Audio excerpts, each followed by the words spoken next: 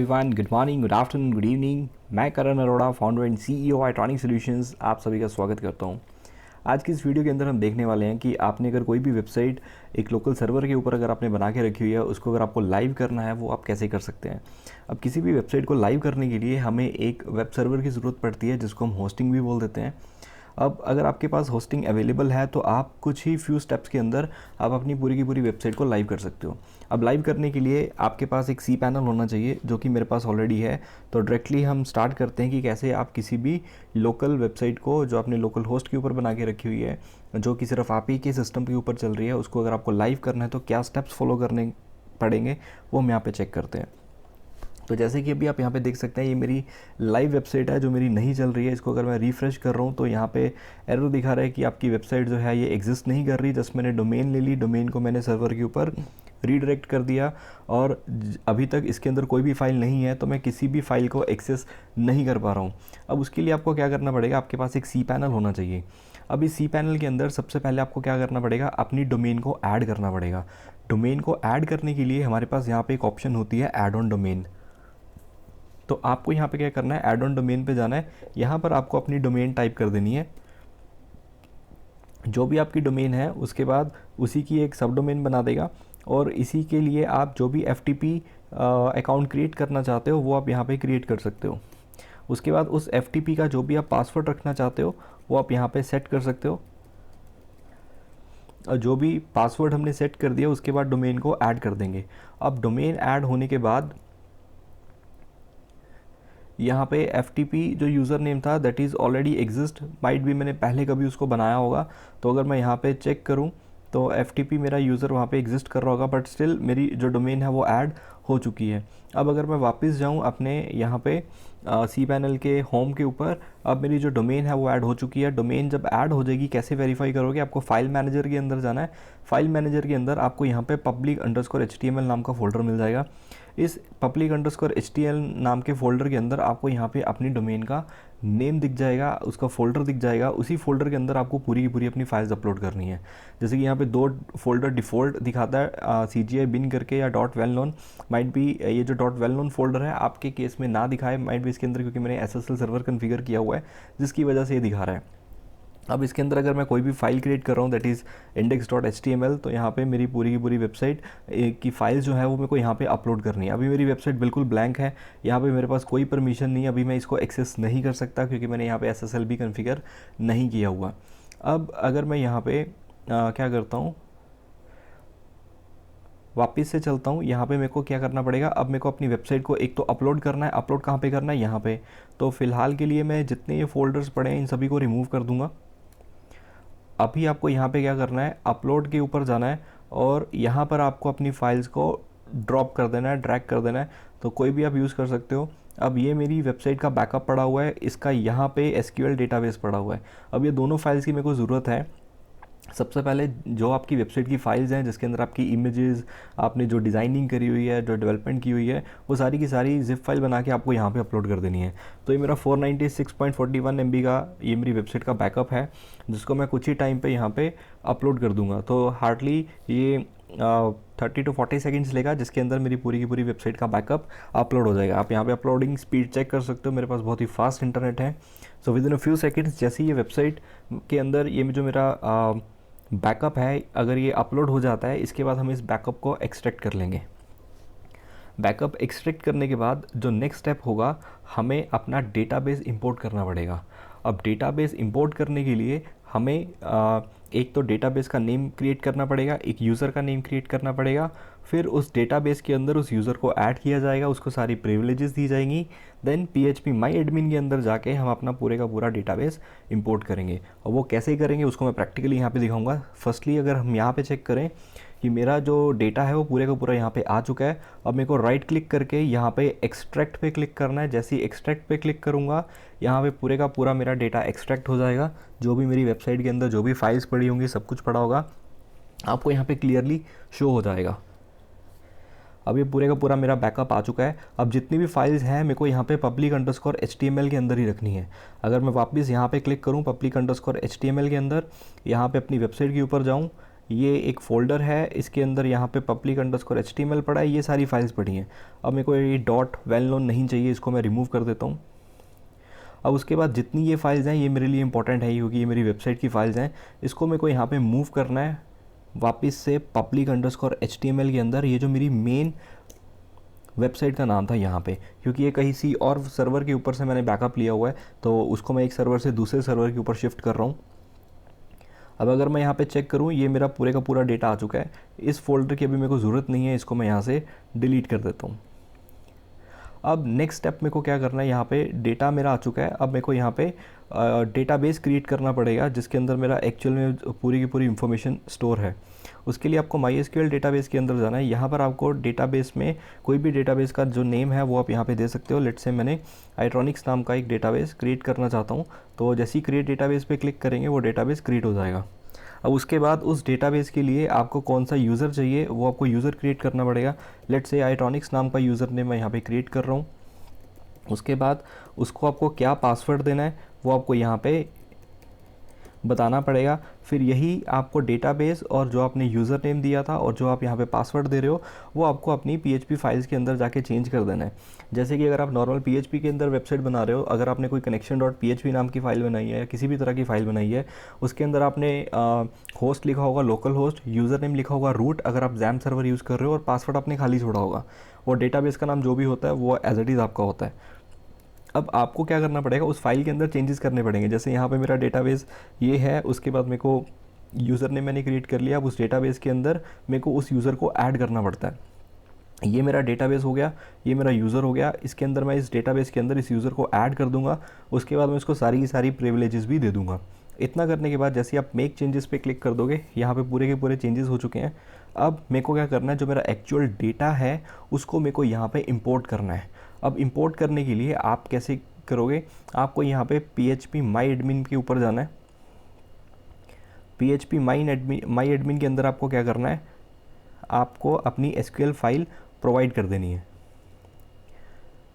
अभी यहाँ पे मैं मल्टी PHP के ऊपर यहाँ पे क्लिक कर रहा हूँ।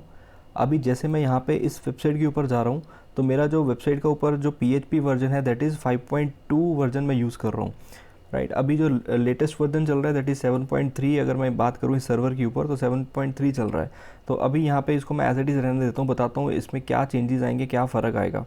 तो अभी मैं अपने डेटाबेस के ऊपर जाऊँगा, यहाँ पे इंपोर्ट पे क्लिक करूँगा। अगर आप PHP माई एडमिन ओपन कर लेते हो आपको कुछ इस तरह से दिख जाएगा, यहाँ पे आपका डेटाबेस आ जाएगा। इस पर क्लिक करोगे, अभी यहाँ पे कोई टेबल नहीं है, टेबल इंपोर्ट करने पड़ेंगे। तो यहाँ पे इंपोर्ट पे क्लिक करूँगा, यहाँ पे ब्राउज़ पे जाऊँगा, जो मेरी SQL की फ़ाइल है उसको मैं यहाँ पे ऐड कर देता हूँ। उसके बाद आपको क्या करना है, गो पे क्लिक कर देना है। तो विद इन फ्यू सेकेंड्स आपका पूरे का पूरा जो डेटाबेस है वो इंपोर्ट हो जाएगा। अब जैसे ही आपका डेटाबेस इंपोर्ट हो जाता है उसके बाद हमें क्या करना है, अपना जो डेटाबेस का जो कनेक्टिविटी है वो हमें करनी पड़ेगी। जैसे कि मे बी दूसरे सर्वर के अंदर मेरा डेटाबेस का नाम कुछ और था, यूज़र नेम कुछ और था, पासवर्ड कुछ और था, और वही सारी चीज़ें मेरे को यहाँ पे अपने इस सर्वर के लिए मेरे को वो चीज़ें चेंज करनी पड़ेंगी। अगर आपने एक नॉर्मल वेबसाइट बनाई है जिसके मे बी आपने connection.php नाम दिया होगा फाइल को कनेक्शन बनाने के लिए, तो उसके अंदर भी आपको ये सारे के सारे चेंजेस करने पड़ेंगे। अब यहाँ पे अगर आप देखोगे पूरे का पूरा मेरा डेटाबेस इंपोर्ट हो चुका है विद ऑल द क्वेरीज़। अब मेरे को यहाँ पे क्या करना है, वेबसाइट को रीलोड करना है। अब जैसे ही वेबसाइट को रीलोड कर रहा हूँ अभी भी यहाँ पे एक्सेस नहीं है, और अगर मैं इसको HTTPS के साथ एक्सेस करने की कोशिश करूँ तो स्टिल अभी मेरे पास कनेक्शन एरर है, अभी ये वेबसाइट मेरी नहीं चल रही। तो इसको मैं किसी दूसरे ब्राउज़र के ऊपर टेस्ट करता हूँ। समटाइम क्या होता है, ब्राउज़र के अंदर आपका कैश स्टोर हो जाता है जिसकी वजह से आपकी वेबसाइट जो है वो खुल नहीं पाती है। तो अभी मैं इसको टोर ब्राउज़र के अंदर चेक कर लेता हूँ। तो मैं यहाँ पे अपनी वेबसाइट को लॉगिन कर रहा हूँ। यहाँ पे मेरे को दिखा रहा है वार्निंग पोटेंशियल सिक्योरिटी रिस्क, क्योंकि मैंने SSL सर्टिफिकेट अभी इसके लिए यहाँ पे कॉन्फ़िगर नहीं किया, तो इस वजह से ये वेबसाइट अभी यहाँ पे रन में नहीं आ रही। तो अगर इसकी भी यहाँ से हम एक बार दोबारा से इसको ट्राई करें ओपन करने के लिए, तो स्टिल अभी यहाँ पे नहीं जाएगा। अगर मैं एडवांस में जाऊँ और एक्सेप्ट रिस्क एंड कंटिन्यू करूँ देन देखते हैं तब हमें क्या ये एरर प्रोवाइड करता है। अभी ये क्या दिखा रहा है, sorry this page does not exist, please check the URL and go back to the page. अब हमें क्या करना पड़ेगा, हमारे पास अभी यहाँ पे अपने डेटाबेस को कॉन्फ़िगर करना पड़ेगा। अब डेटाबेस कॉन्फ़िगर करने के लिए हमें वापस चलना पड़ेगा अपने सी पैनल के ऊपर।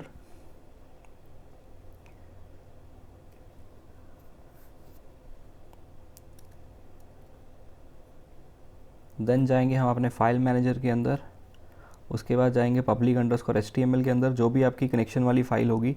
तो मैं यहाँ पे वर्डप्रेस यूज़ कर रहा हूँ, दैट इज़ wp-config.php नाम की फ़ाइल आ जाएगी मेरे पास। अब यहाँ पे मेरे को अपना डेटाबेस यूज़र नेम और जो मेरा पासवर्ड है वो मेरे को यहाँ पे चेंज करने हैं।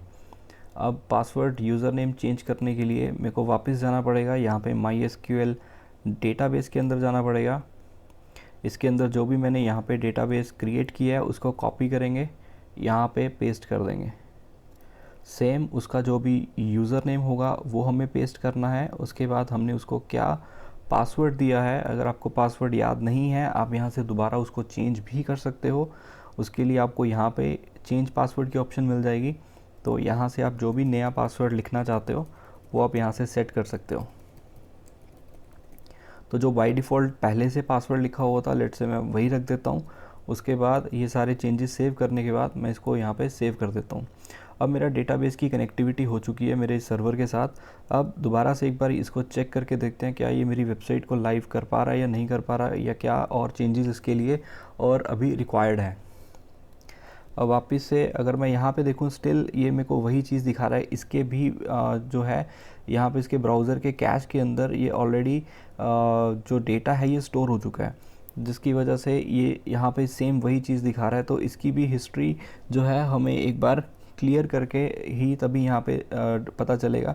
तो मैं एक न्यू विंडो ओपन कर लेता हूँ। यहाँ पे भी अगर आप चेक करोगे तो सेम वही चीज़ आपको दोबारा से दोबारा दिखाता रहेगा। तो इसके लिए या तो आप इसको किसी दूसरे ब्राउज़र के अंदर चेक कर लो, या इसका कैश क्लियर करके भी आप इसको चेक कर सकते हो। जैसे मैंने अभी यहाँ पे इसको चेक किया, तो ये वेबसाइट आप यहाँ पे चेक कर सकते हो।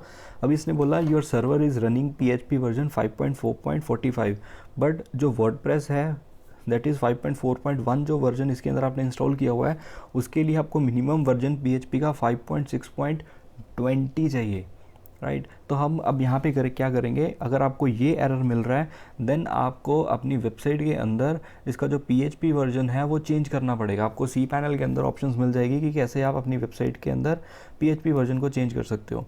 अब PHP वर्जन चेंज करने के लिए आपको होम पे जाना है। होम पे जाने के बाद यहाँ पे आपको दिख जाएगा मल्टी PHP मैनेजर। अब जैसे इसके ऊपर आप क्लिक करोगे, यहाँ पे आपको दिखा देगा कि ये वाली जो आप वेबसाइट यूज़ कर रहे हो इसका PHP वर्जन कितना है, 5.2। अभी मैं इसको लेटेस्ट के ऊपर ले जाता हूँ। अब जैसे ही लेटेस्ट के ऊपर मैं इसको लेके जाता हूँ, फिर चेक करते हैं कि हमें क्या पॉसिबिलिटी है, हमें क्या क्या चीज़ें देखने को मिलती हैं, क्या ये हमारा एरर सॉल्व हो जाता है या नहीं हो जाता।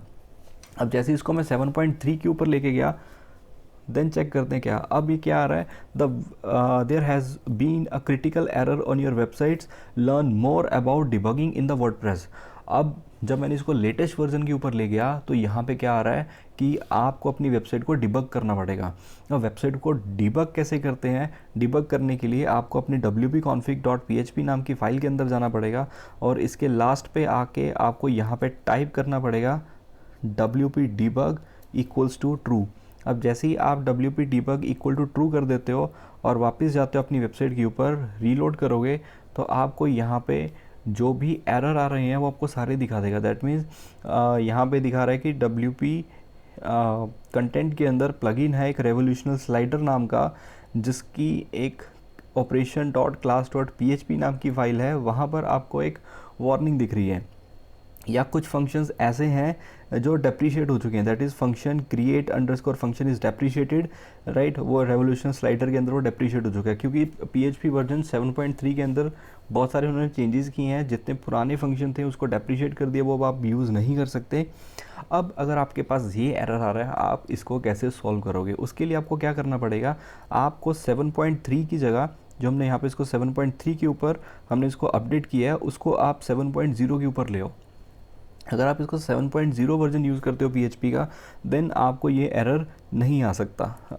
अब दोबारा से इसको मैं रीलोड करता हूँ तो मेरे जितने पुराने फंक्शन हैं जो 7.0 में वर्क कर रहे थे वो फिर से वर्क करने स्टार्ट हो जाएंगे। अब अगर मैं यहाँ पे चेक करूँ कि मेरी जो वेबसाइट है वो प्रॉपर वर्किंग मोड में आ चुकी है। यहाँ पे आप चेक कर सकते हो, एक एक मेरी चीज़ जो है यहाँ पे प्रॉपर शो हो जाएगी। जो जो चीज़ें मैं यहाँ पे यूज़ कर रहा था, सारे क्लाइंट्स, जो प्रोजेक्ट्स हैं, जो सर्विसेज हम प्रोवाइड कर रहे हैं, if I am providing services for machine learning, for web development, for digital marketing, for mobile application, ये आपको सारी की सारी चीज़ें यहाँ पे शो हो जाएंगी। तो इस तरह मैंने क्या किया, with in a few minutes मैंने अपनी वेबसाइट को, पूरी की पूरी वेबसाइट जो मेरे एक सिस्टम के अंदर, एक फ़ोल्डर के अंदर पड़ी थी, मैंने उसको अपलोड किया, डेटाबेस अपलोड किया और मेरी वेबसाइट 100% लाइव होगी। तो यही स्टेप्स होते हैं कि जब भी आप किसी क्लाइंट के लिए प्रोजेक्ट बना रहे हो या आप किसी कंपनी में वर्क कर रहे हो, देन आपको लोकल सर्वर दिए जाते हैं जिसके अंदर आप लोकली वेबसाइट बना के आप अपने बॉस को दे रहे हो, आगे वो आपकी वेबसाइट को लाइव कर रहे हैं। तो अगर आपको ये सीखना था कि वेबसाइट को कैसे लाइव किया जाता है, तो ये वीडियो आपके लिए बहुत ही फ़ायदेमंद होगी। तो अगर आपको ये वीडियो अच्छी लगी है तो आप इस वीडियो को लाइक कीजिए, कमेंट कीजिए या आप इसको शेयर कीजिए, और मिलते हैं नेक्स्ट के ट्यूटोरियल में। तब तक do subscribe this channel. Thank you.